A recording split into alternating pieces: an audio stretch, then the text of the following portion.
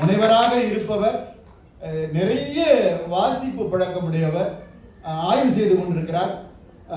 நம்முடைய நற்றமிழும் நாடகமும் அப்படிங்கிற தலைப்புல ராம்குமார் சந்தானம் அவர்கள் பேசுறாங்க. ஒரு ஆய்வுபூர்வமாக எடுத்துக்கொண்டு வந்திருக்கிறார் ராம்குமார் சந்தானம் அவர்கள். தொடருங்கள் உங்களுடைய உரையை. நன்றி. அனைவருக்கும் வணக்கம். இயற்றமிழ் பேசிய சொர்ணா என்னும் எழுத்தும் அப்படின்னு பேசினாங்க. அதுக்கப்புறம் அந்த மேனகா இயற்றமிழ் இசைத்தமிழ் அப்படின்னு நடுவில் பாடிலாம் காமிச்சாங்க. நாடகத்தமிழ்னு நான் பேசும்போது நடுவில் அங்கே போய்லாம் நடிக்க மாட்டேன். அந்த உத்தரவாதத்தோடு என்னுடைய ஒரே துவங்கலான்னு பார்க்குறேன்.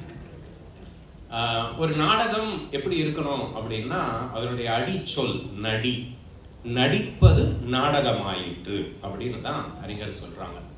அப்போ ஒரு நாடகம் எப்படி இருக்கணும், அதுல நடிச்சவங்க எப்படி இருக்கணும் அப்படிங்கிறதுக்கு சரியான உதாரணம் இன்று அரங்கேற்ற கதையிலிருந்து எடுத்து அந்த நாடகத்தை நடித்து காண்பித்த அந்த குழந்தைகளும், அந்த குழந்தைகள் நடித்ததை எப்படி நடித்தார்கள் என்று சொல்லக்கூட முடியாத அளவிற்கு தன்னுடைய அந்த தாக்கத்தை ஏற்படுத்திய விதத்தை நாம் இரு சிறப்பு விருந்தினர்களும் பேசும்பொழுது உணர்ந்தோம். அதுதான் நாடகம், அதுதான் நடிப்பு, அதுதான் நாடகத்தமிழ். அப்போ அந்த மாதிரியான ஒரு நாடக தமிழின் வரலாறை நாம் கொஞ்சம் அந்த டைம் மெஷின் மாதிரி போய் பார்க்கணும் அப்படின்னு நான் நினைக்கிறேன். இந்த நாடகம் ஏற்படுத்தக்கூடிய தாக்கம் அப்படின்னா ஒரு சின்ன சம்பவம்.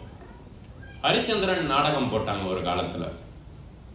போட்டு முடிச்ச உடனே இப்போ இருக்கிற மாதிரி மைக்கை கொண்டு போய் மூக்கு முன்னாடி நீட்டி இந்த நாடகம் எப்படி இருந்தது அப்படின்னு வரவங்களெல்லாம் கேட்டாங்க.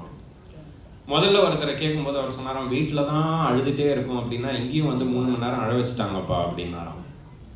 அடுத்து ஒரு பெண்மணி வந்தாங்களாம், அவங்கள கேட்டாங்களாம் எப்படி இருந்தது அப்படின்னு. சார் நான் யாரை வேணா கல்யாணம் பண்ணிப்பேன் சார், ஆனால் அந்த ஹரிச்சந்திரன் மாதிரி கேரக்டர்லாம் கல்யாணமே பண்ணிக்கூடாது சார். அடுத்த ஒருத்தர் வந்தாராம், உங்களுக்கு எப்படி இருந்தது நாடகம், இனிமேல் வாழ்க்கையில் பொய்யே பேசக்கூடாது என்ற முடிவெடுத்தேன். அதுதான் காரணம். நாடகத்தின் ஒரு தாக்கம் எப்படி இருந்தது என்பதை நாம் வரலாற்று பூர்வமாக பார்க்க வேண்டும். சார் இந்த நாடகம் நான் முன்னாடியே சொன்ன ஒரு டைம் மிஷின் மாதிரி நம்ம போனாதான் இந்த நாடகத்தினுடைய வரலாறும் தொன்மையும் தொடர்ச்சியும் நமக்கு புரியும் அப்படின்னு. அப்படி பார்க்கும்பொழுது முதல்ல நம்ம மீட் பண்ண வேண்டிய ஆளு தொல்காப்பியர் தான்.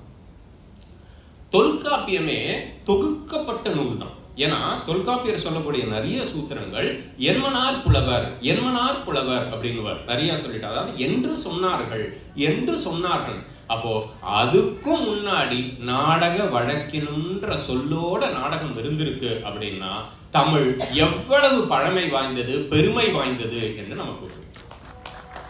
அங்கிருந்து அடுத்த நம்ம வரும்பொழுது சிலப்பதிகாரத்துல அரங்கேற்று காதையில இன்னைக்கு இடம்பெற்ற அந்த அரங்கேற்று காதையில இருந்து ஆரம்பிக்கும் பொழுது பாத்தீங்கன்னா சிலப்பதிகாரத்துல அந்த திரை சீலைகள், ஸ்கிரீன்ஸ் எப்படி இருக்கணும், அந்த மேடை எப்படி இருக்கணும், அந்த மேடையில ஒருத்தர் எப்படி என்ட்ரி கொடுக்கணும், ஒருத்தர் எப்படி எக்ஸிட் கொடுக்கணும், இது எல்லாத்தையும் அந்த சிலப்பதிகாரத்துல சொல்லியிருக்கு அப்படின்னு சொல்றாங்க. நம்ம என்ன நினைச்சிட்டு இருக்கோம், ஷேக்ஸ்பியர் வந்ததுக்கு அப்புறம் தான் டிராமானே ஒண்ணு இருக்குன்னு நினைச்சிட்டு இருக்கோம்.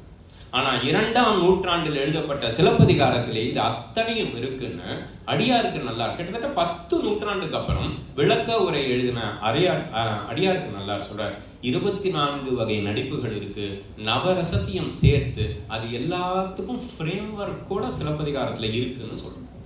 அப்போ எவ்வளவு பழமையும் பெருமையும் வாய்ந்தது இந்த நாடகத்தமிழ் அப்படின்னு பார்க்கணும்.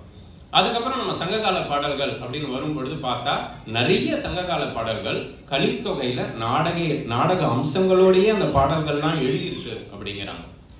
தேப்போ மீனாட்சி சுந்தரம் பிள்ளை எழுதின நற்றிணை நாடகங்கள் அப்படிங்கிற அந்த புத்தகத்துல நற்றிணையில இருக்கக்கூடிய சில செய்யுள் வடிவங்கள் எல்லாமே நாடகத்துக்கு ஏற்ற மாதிரியே எழுதியிருக்காங்க அப்படின்னா, அப்போ அந்த புலவர்களும் அந்த செய்யுளை இயற்றியவர்களும் எவ்வளவு புத்திசாலிகளாக இருந்திருப்பார்கள் தமிழர்கள் என்று பார்க்க வேண்டும். இதெல்லாம் வந்தது. அப்பெல்லாம் அதுக்கு பேரு கூத்துன்னு தான் பேரு. அது கூத்துல இருந்து ஆரம்பித்து அதுக்கப்புறம் இல்லை என்ன ஆச்சரியம்னா அப்பெல்லாம் வேத்தியல் பொதுவியல்னு 2 உண்டாம். அரசனுக்காக காணப்பட்ட நாடகம்னு ஒண்ணு உண்டாம், பொதுமக்கள் பார்க்கக்கூடிய நாடகம்னு ஒண்ணு உண்டாம். இப்படி எல்லாம் பிரிச்சு வச்சிருந்தாங்களாம். அவ்வளவு நாடக வகைகள் நம்ம தமிழ் இலக்கியத்திலையும் தமிழ் பரம்பரையிலையும் இருந்திருக்குன்னு சொல்றோம். அப்ப இந்த கூத்துல இருந்து ஒரு நிறைய கூத்து வகைகள்ல இருந்து வந்து அதுக்கப்புறம் அது நாடகமாக்கி அந்த நாடகத்துல இருந்து ஒரு இலக்கிய வடிவம் ஆயிருக்கு அப்படின்னா சாதாரணமா வந்துடாது இல்ல. ஏன்னா எப்பவுமே நம்ம மேல போயிட்டே இருக்கும்போது ஒரு சருக்கம் வரணும். அதுதான் வரலாறு. அப்படி நாடக தமிழுக்கும் இருண்ட காலம்னு இருந்துதானா இருந்தது. சில படையெடுப்புகள் மூலமாக இந்த நாடக தமிழ் நாடகமே சிற்றின்பத்தை நோக்கியது, இதை நம்ம பொருட்படுத்தக்கூடாது அப்படின்னு சில படையெடுப்புகள் போது நடந்ததாகவும், அதற்கு பிறகு சோழ காலத்திலையும் சரி, அதுக்கு பிறகு வந்த காலத்திலையும் சரி, இது எல்லாத்தையும் சீர்படுத்தி நாடகத்தை மேலே தூக்கி இருக்கிறார்கள் என்று பார்க்கிறோம். இவ்வளவு பெருமை பேசிட்டு இருக்கோம்ல, சீனை கட் பண்ணிட்டு அப்படியே வெஸ்டர்ன் சைட் போனோம்னு வைங்களேன். இவ்வளவு நம்ம பேசிட்டு இருக்கோம். 13ஆம் நூற்றாண்டுல தான் ரஷ்யால முதல்ல நாடகம்னே ஒண்ணு போட்டிருக்காங்க. அந்த நாடகத்தின் தலைப்பு ஊதாரி மகள். அதே மாதிரி கிரீஸ்ல, ஜப்பான்ல எல்லாம் அதாவது கோவில்களிலும் பல தெய்வ வழிபாட்டு தலங்களிலும் தான் முதல்ல நாடகம்னே போட்டிருக்காங்க. நம்ம எங்க போயிட்டோம்? தொல்காப்பியத்துல இருந்து ஆரம்பிச்சிருக்கணும். அப்ப நம்மளுடைய வரலாறு என்னங்கிறத நமக்கு நிச்சயமா தெரிஞ்சுக்கணும். அதுக்கப்புறம் நான் நேரம் காலம் இது பண்ணி நான் அதிகமாக வேகமாக போகிறேன். அதுக்கப்புறம் கிட்டத்தட்ட பக்தி இலக்கியம், பக்தி காலம்லாம் வந்தது. அதுக்கப்புறம் கிட்டத்தட்ட 17-18ஆம் நூற்றாண்டுல பொதுமக்கள் வேட்கையால் நிகழ்ந்த நாடகங்கள் அதிகம். அதுல தான் குற்றால குறவஞ்சி வந்தது, நந்தனார் சரித்திரம் வந்தது, ஏகப்பட்ட நாடக நூல்கள் அப்போதான் வந்தது. பொதுமக்கள் அவர்களுடைய வேட்கை சமூக நாடகங்களாக மாறியது. அரசனையும் கடவுளையும் பாராட்டிய நாடகங்கள் மனிதர்களை பாராட்டியது, மனிதர்களின் பிரச்சனையை பேசியது என்று பார்க்கிறோம். இப்போ இவ்வளவு வளர்ச்சி கண்ட அந்த நாடகம் 3 பேரை சொல்லாம இருந்தா அந்த பேச்சு நிறைவடையாது. நாடக மூவர் அப்படின்னு ஒரு 3 பேரை சொல்றாங்க. நிறைய பேர் வளர்ச்சி கண்டாங்க, அதுல 3 பேர் சொல்றாங்க. ஒண்ணு பம்மல் சம்பந்த முதலியார். இவர் ஏன் குறிப்பிட்டு சொல்றாங்கன்னா, இவரை தமிழ் ஷேக்ஸ்பியர்னு சொல்லுவாங்க. கிட்டத்தட்ட 73 நாடகங்கள் எழுதியிருக்காங்க. இவர்கிட்ட எனக்கு ரொம்ப பிடிச்ச விஷயம் என்னன்னா, அந்த காலத்துல கூத்துன்னு சொன்னதுனால நாடகத்துல நடிக்கிறவங்கள சமூகத்துல ரொம்ப பெரிய மனிதர்களா பார்த்தது கிடையாது, கூத்தாடின்னு சொல்லுவாங்க. ஆனா பம்மல் சம்பந்த முதலியார் வந்ததுக்கு அப்புறம் தான் நாடக நடிகர்களுக்கு ஒரு அங்கீகாரமே வாங்கி கொடுத்தார். அப்படின்னா நாடக தமிழ் எவ்வளவு உயர்ந்திருக்கிறது என்று நாம் பார்க்கிறோம். அதுக்கப்புறம் வி.கோ. நாராயண சாஸ்திரி என்ற பரிதிமார் கலைஞர், அவர் நாடகத்திற்கான இலக்கணத்தை எல்லாம் ஒரு நூலாவே கொடுத்தாருன்னு பார்த்தோம். அதை விட அடுத்த ஆளு சங்கரதாஸ் சுவாமிகள், அவர் தான் டாப். சார், வீட்டுல ஒரு குழந்தைய வச்சுட்டே சமாளிக்க முடியலங்கிறவங்க எல்லாம் நீங்க கை தூக்கலாம், இல்ல மனசுல நினைச்சுக்கலாம். ஆனா சங்கரதாஸ் சுவாமிகள் கிட்டத்தட்ட சிறுவர் குழுன்னு ஒண்ணு ஆரம்பிச்சு வெறும் சிறுவர்களை வைத்து ஒரு நாடக கம்பெனியே நடத்தியிருக்காரு. அப்படின்னா அவர் எப்படிப்பட்ட அந்த நாடக வேட்கை இருந்திருக்கணும், அடுத்த தலைமுறைக்கு அதை கொடுக்கணும்ன்ற ஆர்வம் இருந்திருக்கணும். இந்த சிறுவர் கூட்டத்திலிருந்து வந்தவர் தான் ஏபி நாகராஜன், பி.யு. சின்னபாபு போன்ற நடிகர்கள் எல்லாம். அப்படின்னு பார்க்கும் பொழுது அவர்கள்லாம் அந்த சிக்னேச்சர் ஆர்டிஸ்ட் அப்படின்னு சொல்லக்கூடிய அளவுக்கு உயர்ந்திருக்காங்க அப்படின்னு நம்ம பார்க்கிறோம். மாதவி இலக்கியம் என்ற தலைவி யோசிக்கிறாங்க, உனக்கு பேசும் வாய்ப்பு கொடுத்து இங்க டைமும் கொடுத்தா எல்லாம் ஆண் பெயரா சொல்லிட்டு இருக்க, ஒரு பெண்ணு கூட தமிழ் நாடகத்துக்கு ஒண்ணுமே பண்ணலையாப்பா அப்படின்னு கேட்கிறாங்க. அதனால அதையும் சொல்லிட்டு தான் போனோம். 1889ஆம் ஆண்டு வேப்பம்மாள் அப்படிங்கிறவங்க தான் முதல்ல பெண் நாடக இயக்குனரா இருந்திருக்காங்க அந்த காலத்துல. அதே மாதிரி அதுக்கப்புறம் கும்பகோணத்துல நாடக அரசி அப்படின்னு போற்றக்கூடிய பாலாமணி அம்மையார், அவங்க கிட்டத்தட்ட 70 பெண்களை வைத்து நாடகம் நடத்தியிருக்காங்க. ஒருத்தர் 2 பேர்